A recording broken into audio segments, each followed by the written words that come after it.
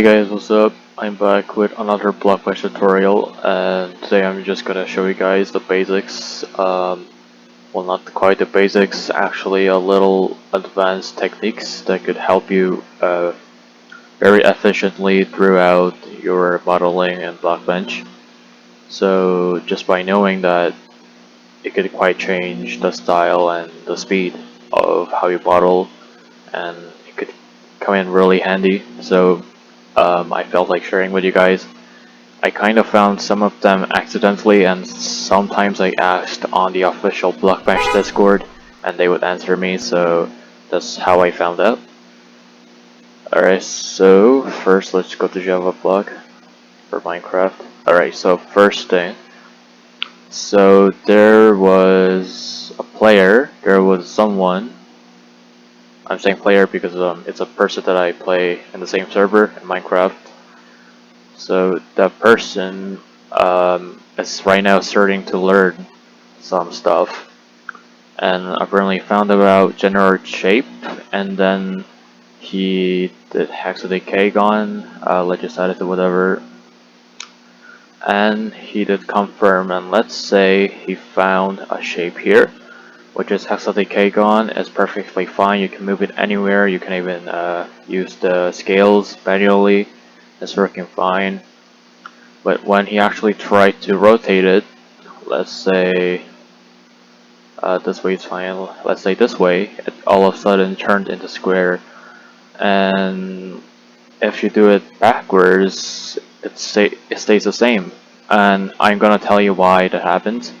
It's a little complicated to say it in details. However, I can say that it's because as a hexadecagon, it's still not a one shape. It's a shape formed by 9 blocks. So basically, you're kind of trying to rotate the different cubes that are in different areas at different rotations at the same time. So what I'm saying is that, for example, you're always able to rotate as you want in free model. However, in Java block and item modeling, it's restricted. You only have 22.5, 45, and 0. So that's basically what you have. As you see, is rotating. That's all you can have. And if you try to rotate different axes at the same time, it will automatically change to that axis, and you will not be able to have 2 different rotations at the same time on this format. That is the main reason why you cannot rotate on hexadecagon, because I'll show you again. Let's make another shape and bring it all the way here. Alright, so if you have it here, like you see, let's say for this one, it's pointing at X, so you can do it to Y, no problem. You can even do it to X, no problem. Y, no problem, as you want. However, this one is X. However, this one's like already rotated to Y. I mean X. So basically, you cannot do a rotation to Y while it's in X. So basically, that is the reason why it cannot be. And same goes to all the other cubes. That's why at the same time we cannot rotate it at the same time on the same way, because rotation is limited to 1 section per time for Java modeling. So that is the main reason why you cannot do it. However, let's say you wanted to rotate it to Y. Let's say what I'm saying is that this is the X axis, and if you click here, there's X, Y, and Z, and Y is basically facing upwards like this. So you make a cylinder that's facing upwards basically. So this is normally used when you're making handles, let's say glass, etc., something that would look cylinder in real life. And if you do Z, it will obviously point the other way, the left-hand way. So it'll point this way, and this could be used the same way as axis X. Alright, so Y, So same thing happens if you rotate it. It doesn't matter if it's X, Y, or Z. Now, alright, no, I'll show you one thing. I forgot to. Alright, so you have the one at X axis and at the Y axis. And basically, let's say you want to, okay, first of all, so if you see Y and X, like, you can clearly see that you could clearly make this into a rotated form to come to this. However, if you try to do it, no matter what rotation you make, it's going to go off. You see, it's at the same height, same distance, and it's supposed to be, logically, supposed to have a form like this. However, as I said, because the rotations can only be one at the same time for each cube, it looks broken like this, so therefore you cannot do it. However, there is a way, and that is what I'm going to show you guys today. That is very efficient and mostly essential if you're trying to boost up your work. That's going to help you out a lot throughout your modeling. It's like top stuff that you need to know. So first, you guys are going to, let's say, make another cylinder. Bring it all the way here.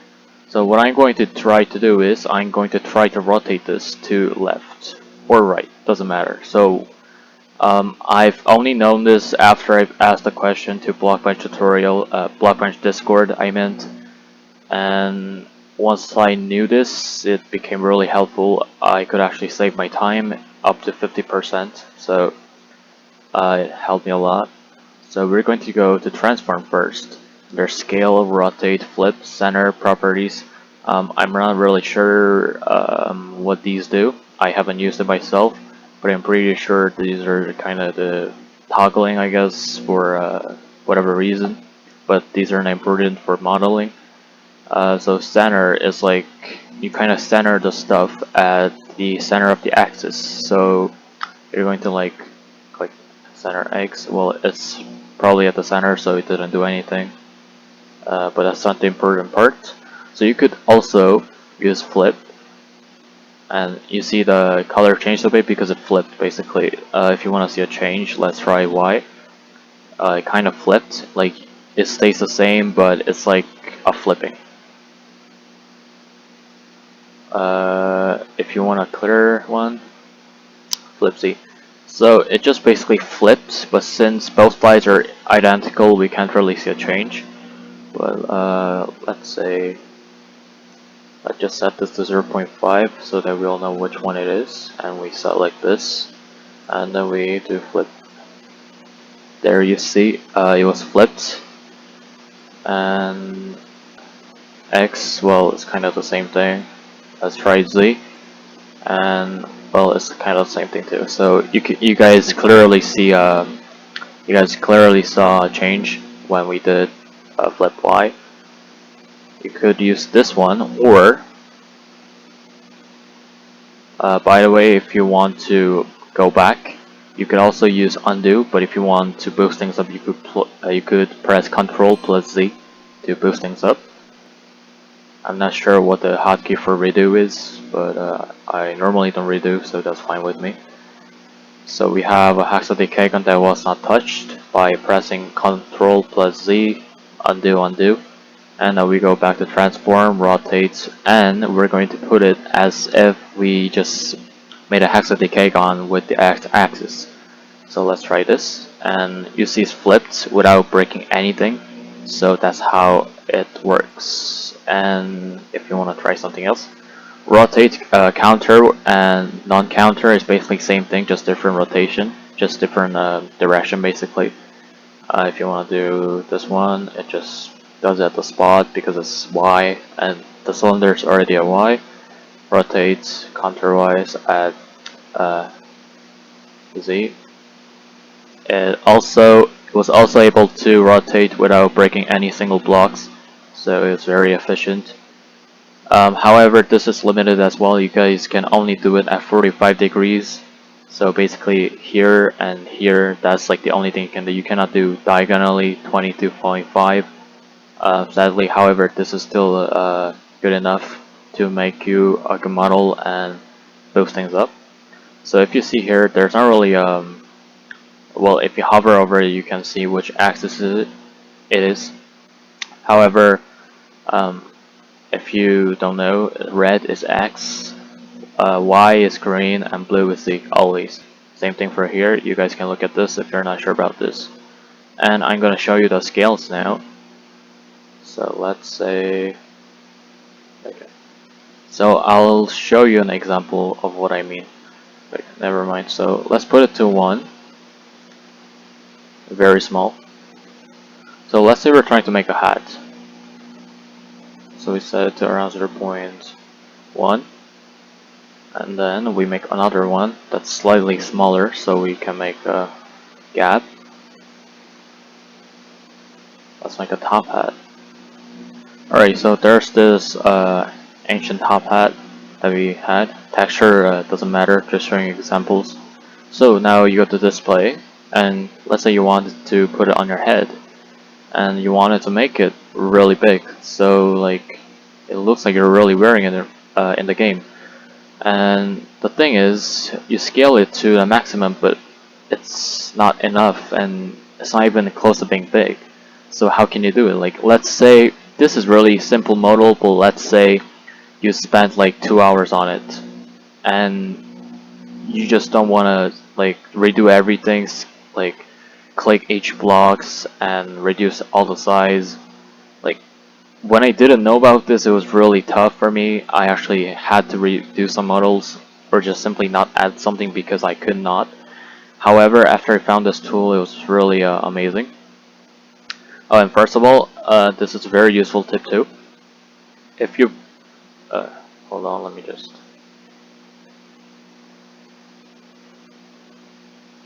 Okay, so if you click a cube and you press Shift or Control and you press another cube, it's going to select both of them. So that's like kind of how to select the stuff that you only want to move, and that's very useful, like really useful. So yeah, because let's say you move this, you move this, you move this. Like it took around 4 seconds, 3 seconds, something like that. But let's say you wanted to move, click, shift click, and you move it. You move it at the same time. Of course, if you don't want the placement to be like this, you will have to manually move it. But if you want to move it like in the same spot and everything, then you could like just simply do this. It saves like, I don't know, 80% of the time. It makes it go really fast. Alright, so what you're going to do is click this, and same goes for this, shift click, and it's going to pop up here which hexadecagon it is, and you're going to shift click the entire group, and now you can move both hexadecagons at the same time. Very useful. And now you're going to go to transform and go to scale. Now I'll show you how it works. So basically, you see axis XYZ. So if you only so if you have these light colors behind in the background, it means that they're selected. So when you do scale, as you see here, it will it will scale itself bigger or smaller at all the axes. So you saw that X is increasing and Z is increasing and Y is also increasing. However, However, if you click this and it turns to dark background, it means it's disabled. So it's not going to increase on the X side, but only Y and Z. So you see here, it's kind of breaking right now because it's not balanced. So these are only options for some models that does not really do this. Some models that does not really have hexadecagon, or they're gonna break apart if you disable any one of them, one out of three. If you disable this, only Z will grow. You see on the side, it follows the blue arrows. You can make an octopus with this, I suppose. Cancel, scale. Alright, so you're basically gonna click everything and then drag it big. And there we go, it's like way bigger than before. You could clearly see it from outside, from far away. And now we're going to go back to display. And there we go, it's already almost big enough. However, it's still not as big, right? So what you're going to do is you're going to go back and you're going to scale it even bigger. You might think that this is the max, but you can scale it and then redo it to scale it even more. So that's a no problem if you think that you cannot do any more. It's almost infinite until you cannot scale more because it's outside of the canvas. What it means is that because if you, let's say, pull a block, like even though you want to pull more, there's some kind of barrier that's blocking it. So that's the edge of the canvas. There's like a limit around the canvas how big you can make something, and that is normally why we make it small and then we scale it bigger in the display. And now you see it's way too big, but we can always scale it down around to 2, I suppose. 2 is still way too big. 1. Alright, 1 sounds very fine. Now we're going to drag it and put it on his head.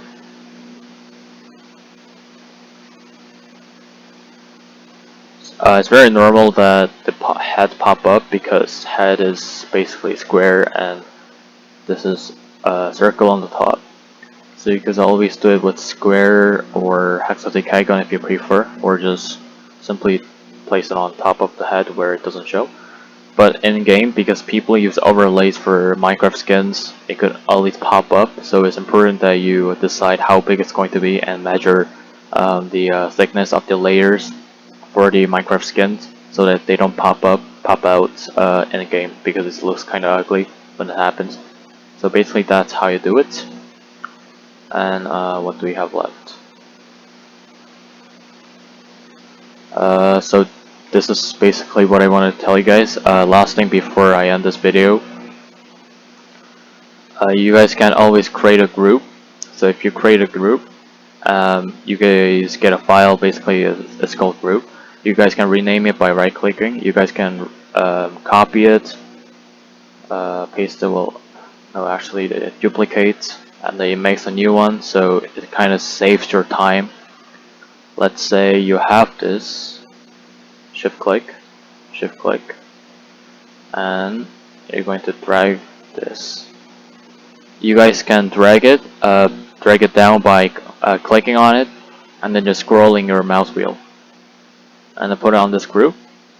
And let's say you want to do it again. Of course, I could just simply paste it and do it again and whatever. However, let's say result is deleting. However, let's say you wanted to just like make the same thing, but you had to do it all over again, but it just takes too much time, right? So what you guys are going to do, as I told you guys are going to duplicate, and there we go. We have 2 blocks. You can see on the top, resolve.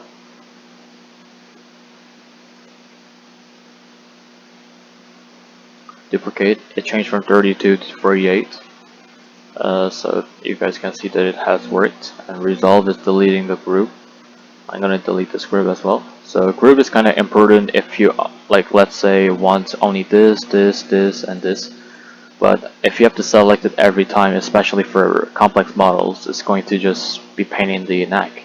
So what you're going to do is just set these as group. Just let's say click this, and add group. Then it's going to automatically arrange it and make it into a group. So that's a useful tip as well. You can also rename it to, let's say, blocks. You guys can also one problem is that it could disassemble itself, so you'll need to make a new group for hexadecagons if that happens. So make sure you always keep track of what's happening.